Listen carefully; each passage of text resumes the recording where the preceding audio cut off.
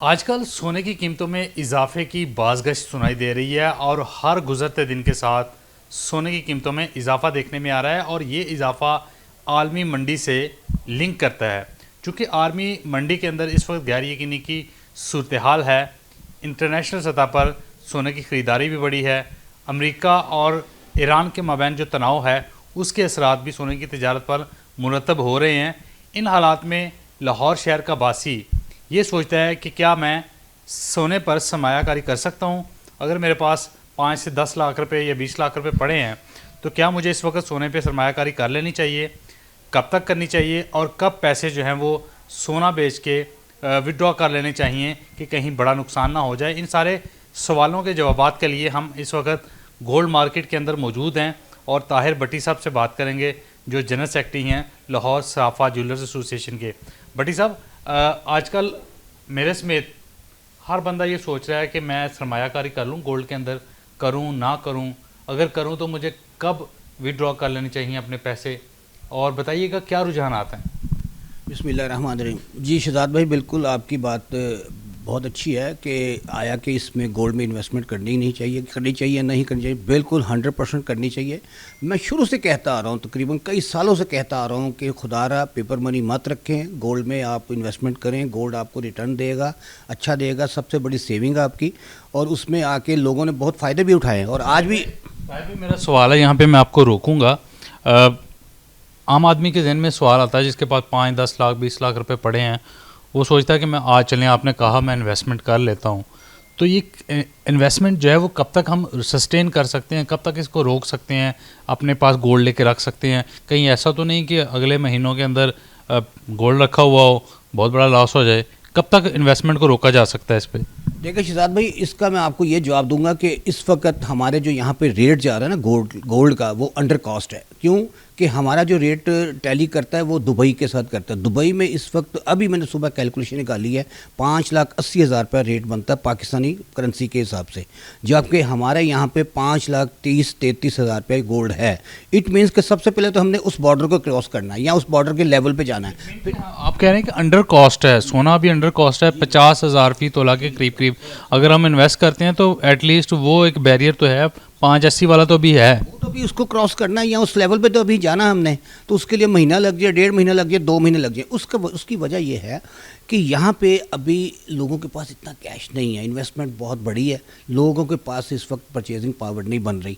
मगर हम जैसे लोग हैं, हमने कमेटियाँ डाल के ना थोड़े बहुत पैसे रखे होते हैं अपने बुरे वक्त के लिए। हम वो पैसे लगाना चाह रहे हैं, आम आदमी लगाना चाह रहा है, आपको सुन रहा है कि मैं गोल्ड ख़रीद लूँ। देखिए जी, मैं फिर कहूँगा गोल्ड ख़रीद लें, गोल्ड ख़रीद लें, गोल्ड ख़रीद लें।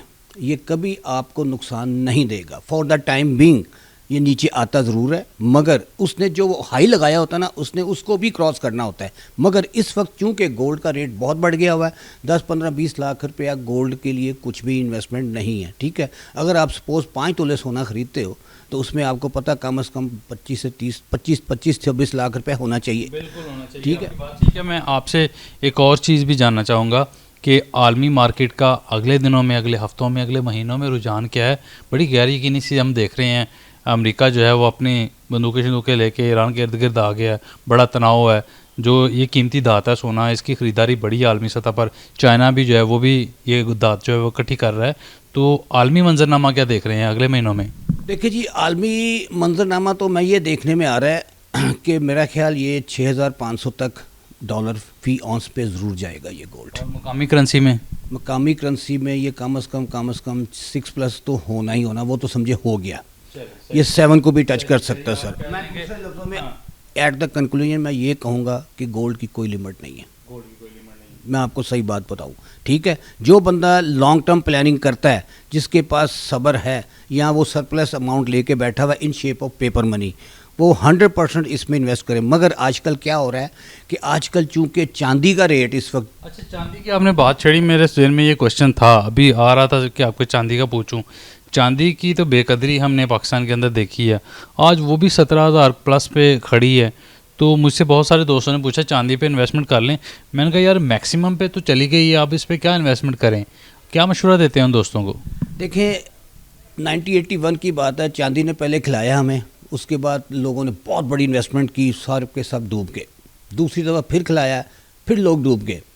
अब ये जो करंट पोजीशन जा रही है दुनिया की, इस वक्त दौर चेंज हो गया। इलेक्ट्रॉनिक मीडिया सामने है, या इलेक्ट्रॉनिक वेपन सामने हैं, इलेक्ट्रॉनिक मोबाइल सामने हैं। शॉर्ट बताएं कि चांदी लें ना लें। चांदी ले के रखने वाली नहीं है ये मैं आपको बता दूं। अभी भी चांदी यहाँ पे ओवर कास्ट है। चांदी का रेट यहाँ पे इस वक्त जो करंट है वो तकरीबन 13 से 12 हज़ार बनता है, जो कि इस वक्त 17,500 पे बिक रही है। इट मीन्स कि ये जो गैप है ना, ये गैप किसी वक्त भी हवा में से, गुब्बारे में से हवा निकल सकती है। बिल्कुल ताहिर भाई, मैंने बहुत शुक्रिया आपका इस सारी डिस्कशन के लिए, लोगों की अवेयरनेस के लिए। मैं काफ़ी दिनों से ये पूछना चाह रहा था, जो हमारे ये दोस्त हैं ज्वेलर्स मार्केट के, हम ऑफिस के अंदर बैठ के इस पर तजिया करें तो बात कुछ और है, स्टेक होल्डर्स के साथ जो कई दहाइयों से ये बिजनेसेस कर रहे हैं उनके साथ करें तो वो ज़्यादा कंक्रीट इन्फॉर्मेशन निकल के सामने आती है। और हम ये चीज़ भी देख रहे हैं कि यूट्यूब के ऊपर जो है वो बहुत सारे यूट्यूबर जो हैं जिनको इस ट्रेड का कोई अलग बे का भी नहीं पता, और वो भी अपनी अपनी जो तजावीज़ हैं, अपने अपने जो मामलात हैं वो लोगों के सामने रख रहे हैं। तो उन यूट्यूबर्स या उन लोगों के कहने पे ना जाएं। जब भी आप गोल्ड के ऊपर इन्वेस्टमेंट करें तो किसी एक्सपर्ट की ओपिनियन पे करें, या मार्केट से जो लोग हैं जो सोने की तिजारत से रिलेटेड, उनसे मशवरा करके करें। कहा जाता है कि 100 साल भी सोना अपने पास रखें तो वो सुनार का होता है, लेकिन सुनार ये कहते हैं कि गोल्ड ऐसी चीज़ है जो फिर भी आपको फ़ायदा दे जाती है। आप गाड़ी लेके 20 साल रख लें, एंड पे कुछ नहीं मिलेगा। आप कोई और चीज़ लेके रख लें, कीमती मलबूसात लेके रख लें, फर्नीचर लेके रख लें, इलेक्ट्रॉनिक्स लेके रख लें, तो आपके पैसे मिट्टी हो जाते हैं। लेकिन गोल्ड ऐसी चीज़ है फिर भी आपको एक अच्छी हैंडसम अमाउंट देकर जाता है।